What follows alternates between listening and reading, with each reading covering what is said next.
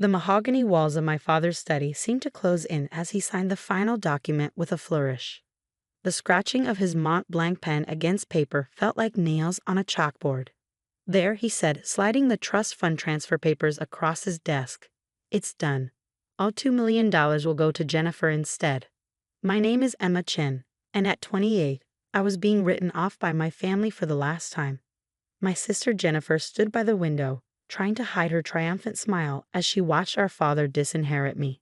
Emma, my mother sighed from her perch on the leather armchair, if you just gone to law school like your sister, if you just applied yourself. I did apply myself, I said quietly, watching my father's expression darken. Just not to what you wanted. Playing with computers in your apartment isn't applying yourself, he snapped, standing up to tower over his desk. Your sister made partner at Thompson and Mitchell at 32. Meanwhile, you're what?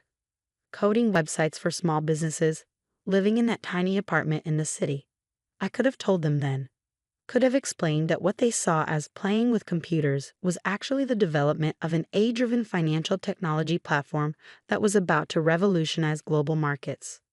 Could have mentioned the Series B funding meeting I had next week with venture capitalists who'd already valued my company at $300 million. But I didn't. I learned long ago that my family only saw what they wanted to see. You're right, I said instead, standing up. I'm clearly a disappointment. Jennifer deserves the money more than I do. Jennifer shifted uncomfortably by the window. For a moment, I caught a glimpse of the sister I used to know, the one who'd shared ice cream with me after bad days at school, who'd helped me with my math homework before our parents' expectations had driven a wedge between us. Emma, she started, but I held up a hand. It's fine, Jen, really. Congratulations on making partner. You've earned this. As I walked toward the door, my mother called after me. Will you at least join us for dinner? Your father's reserved a table at Le Bernardin to celebrate Jennifer's promotion. I turned back one last time, taking in the scene. My father's disapproving frown, my mother's practiced worry, Jennifer's mix of triumph and guilt. The study walls were lined with law degrees and bar association awards. Not a single photo of me or my accomplishments in sight. I have a meeting, I said, but enjoy dinner. The drive back to the city gave me time to think. The trust fund had never been about the money. I had more than enough of my own now. It was about what it represented. My parents had set up identical trusts for Jennifer and me when we were born, meant to be released on our 33rd birthdays. But a clause allowed them to redirect the funds if they felt one of us was failing to live up to the family standards. My phone buzzed with a text from Maya, my CTO. VCs moved the meeting up to tomorrow. You ready? I smiled, thinking about the presentation we prepared. More than ready, I typed back. Time to change the game.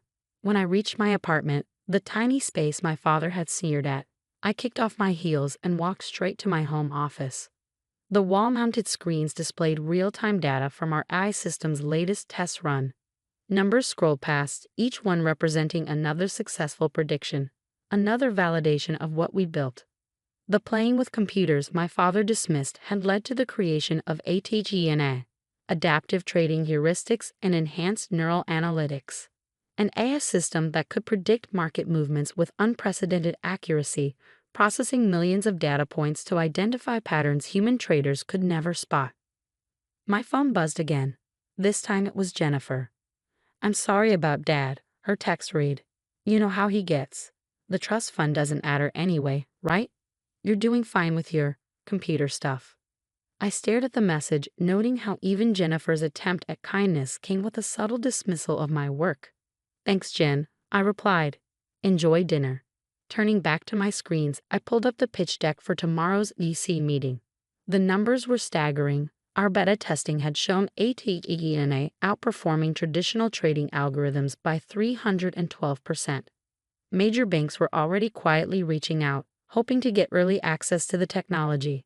A soft chime announced an incoming video call from Maya. Her face appeared on one of the screens, her usual energy somewhat subdued. Hey, she said, how'd it go with the family? About as well as expected, I replied, running a hand through my hair.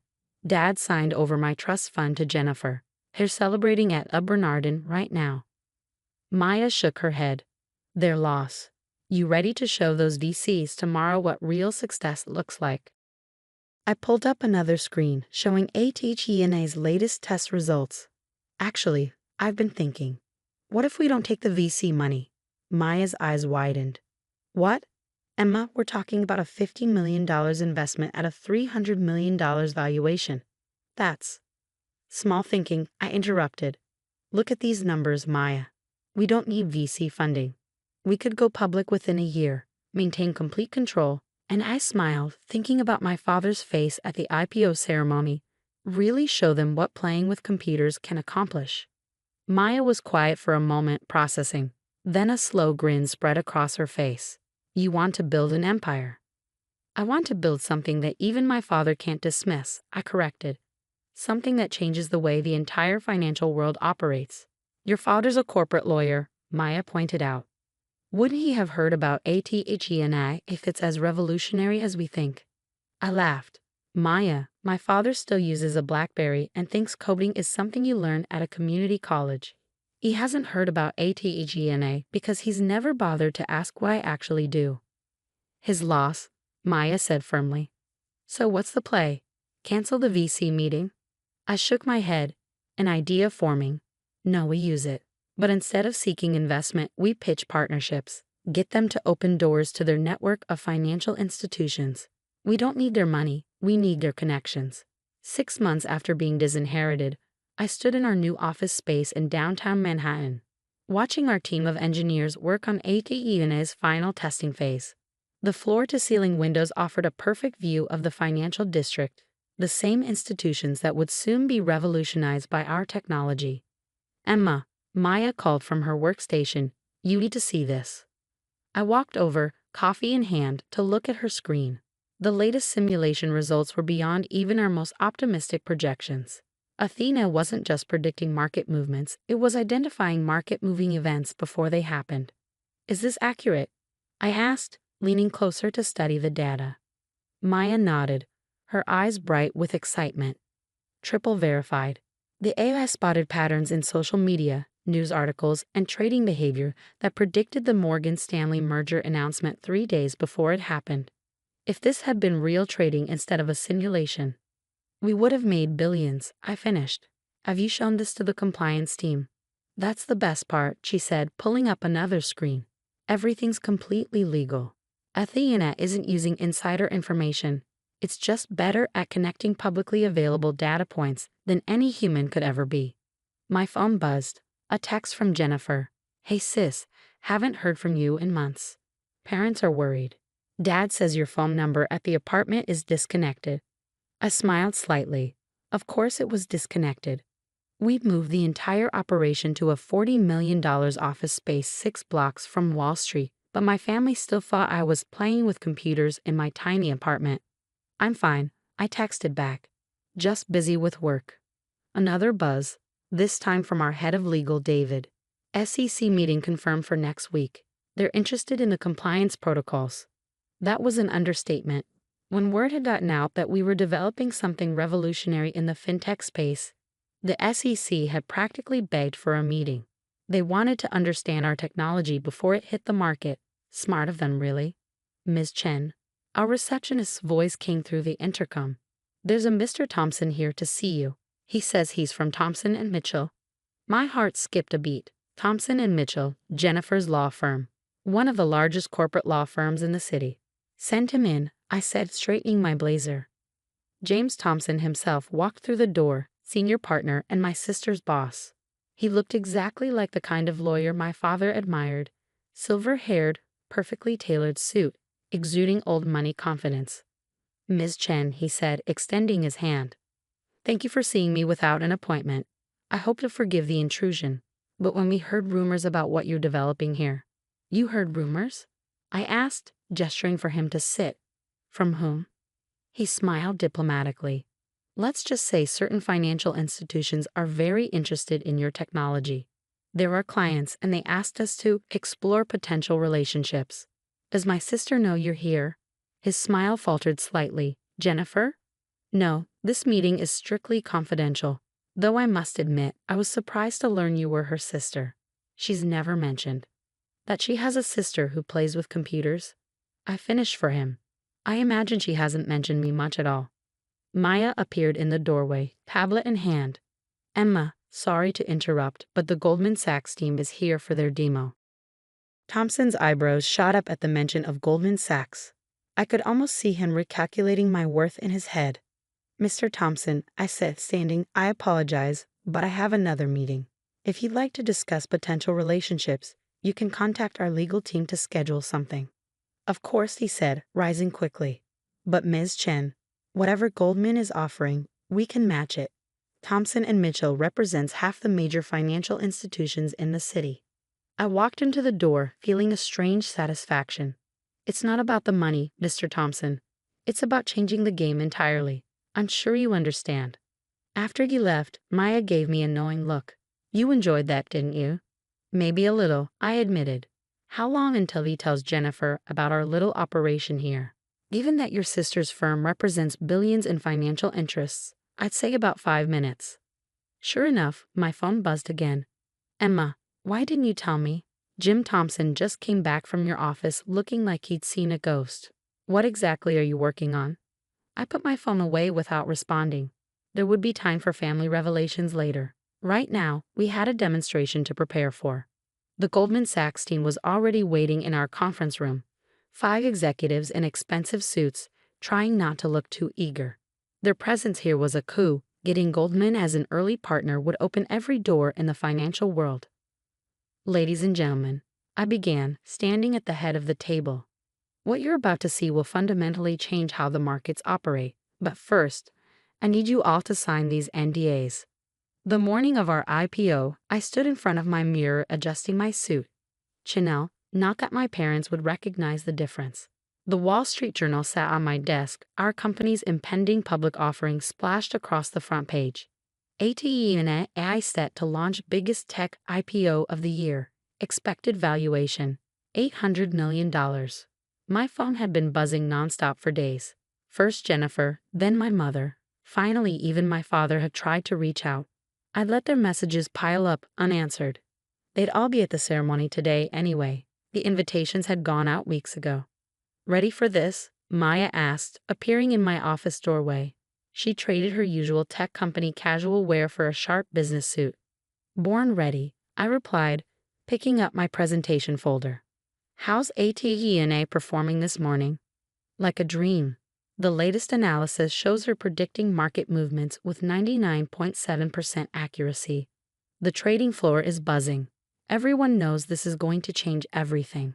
We made our way to the stock exchange where crowds had already gathered. Financial reporters lined the entrance, cameras flashing as we approached. I caught snippets of their commentary. Youngest female CEO to take a company public. Revolutionary AI trading technology. Already has contracts with major financial institutions. Inside, the exchange was electric with anticipation. Our team had gathered near the podium, along with representatives from every major bank and financial institution in the city. And there, in the front row, sat my family. My father's face was a study in conflicting emotions, pride warring with regret, confusion battling with awe. My mother kept dabbing at her eyes with a handkerchief. And Jennifer just stared at me like she was seeing her sister for the first time. Emma, my father stepped forward as I approached the podium. We had no idea. No, I said calmly, you didn't, because you never asked. Before he could respond, the exchange president called me to the stage. It was time to start the ceremony. Ladies and gentlemen, I began, my voice carrying across the suddenly quiet trading floor. 3 years ago, I started coding AITA in a tiny apartment. People called it playing with computers. They said I was wasting my potential. They couldn't see that I was building the future. My eyes met my father's as I continued. Today, AITA processes more financial data in a second than all of Wall Street could analyze in a month. She predicts market movements with near-perfect accuracy, all while operating within strict ethical and legal guidelines. But more importantly, she represents what's possible when you believe in your vision, even when no one else does. The ceremony proceeded according to tradition: speeches, handshakes, the ringing of the bell. But the real moment came when our stock price appeared on the big board. The room erupted in cheers as the numbers soared past our projected opening. By lunch, my personal stake in the company was worth over $300 million, more than 100 times the trust fund my father had signed away. After the ceremony, my family approached hesitantly. Jennifer spoke first. "Emma, I'm so sorry," she said, her lawyer's composure cracking. "All this time, when you tried to tell us about your work." "Save it," I said, but not unkindly. "You all saw what you wanted to see." My father cleared his throat. "Princess, about the trust fund." "Keep it," I interrupted. "Jennifer earned it, just like I earned this. Sometimes the best thing someone can do for you is believe you'll fail. It makes success that much sweeter." "But we're family," my mother protested. "We should have supported you." I looked around at my real family, Maya and our team, the people who believed in the vision when it was just lines of code in a tiny apartment. "You're right, we are family," I said. "Which is why you're all invited to dinner tonight. I've reserved the private room at Le Bernardin. I hear it's a good place to celebrate success." My father's face reddened at the reference to that dinner 6 months ago, but he managed a small smile. "We'd be honored." Later that evening, as my family marveled at our company's technology and success over expensive wine, I thought about the long road that had led here. The nights coding while they thought I was wasting time. The meetings they dismissed as playing with computers. The victory they tried to give to someone else. My phone buzzed. A message from Maya. "Stock closed at double our projected value. You're officially a billionaire." I smiled, watching my father try to explain to his country club friends how his disappointing daughter had built an empire right under his nose. Success, I'd learned, wasn't about proving them wrong. It was about proving myself right. "Emma," Jennifer said, pulling me aside, "I need to tell you something. After Jim Thompson came back from your office that day, I looked up everything I could find about AITA. I started buying stock in every company that showed interest in your technology. I believed in you, even if I didn't show it." I raised an eyebrow. "Did you make money?" She grinned. "Enough to pay back that trust fund 10 times over." "Good," I said, "because I'm going to need a lawyer I can trust for our next expansion phase. Someone who understands both technology and family." Her eyes widened. "Are you offering me a job?" "I'm offering you a chance to be part of something bigger than both of us. What do you say, sis? Ready to play with computers?" The next morning, as I walked into our office building, now officially the ATGNA Tower, I passed a young intern working on code in the lobby during her break. She reminded me of myself, back when everyone thought I was wasting time with computers. "Keep at it," I told her. "Sometimes the biggest success stories start in the smallest apartments." She looked up, recognition dawning in her eyes. "Ms. Chen, I read about how you built AITA. My parents think I'm crazy for choosing programming over law school. But you have a vision." I finished for her. "Hold on to that. And remember, the people who underestimate you today will be reading about you tomorrow." As I rode the elevator to my office, I thought about legacy. Not the kind my father had tried to force on me, but the kind you build yourself, one line of code at a time. Athena wasn't just changing the financial world, she was proving that success doesn't always look like people expect it to. And sometimes, the best inheritance isn't the one you're given, it's the one you create for yourself.